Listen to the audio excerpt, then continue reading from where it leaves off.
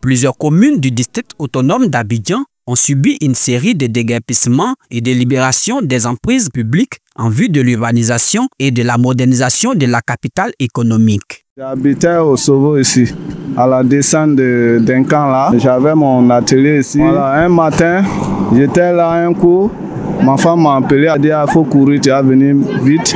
On va faire sortir les bagages dans la maison. Donc vraiment, ça nous a secoués. Plusieurs mois après ces expulsions qui ont plongé des familles dans le désarroi et créé une vive tension entre la population et les autorités au lendemain de la CAN, le gouvernement ivoirien décide désormais de suspendre les opérations de déguerpissement dans le district autonome d'Abidjan, sauf pour cas de risque imminent.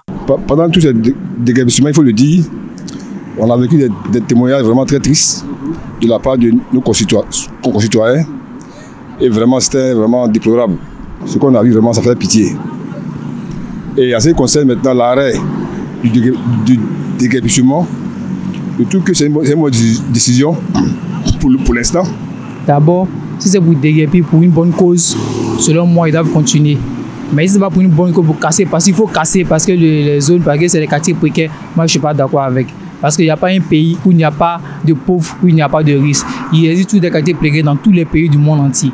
Si certains saluent cette initiative comme un geste de bon sens, d'autres estiment que la mesure arrive tardivement après de lourdes pertes pour de nombreuses familles. Dès qu'ils ont fait le constat qu'ils ne sont pas encore prêts, parce qu'ils avaient parlé des logements sociaux, ce n'est pas encore fait d'abord.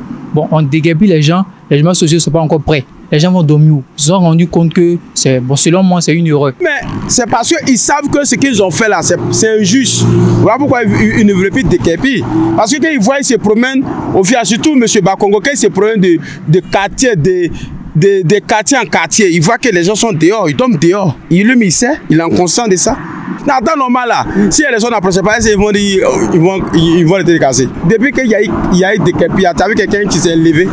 Mais ces personnes qu'on les a mis dehors là, nous allons les dédommager. Je peux le dire ainsi, l'État regrette un peu quand même parce que vraiment, l'État aussi vraiment, l'État est composé d'hommes humains qui ont des sentiments et voient les réactions de la population sur les réseaux sociaux.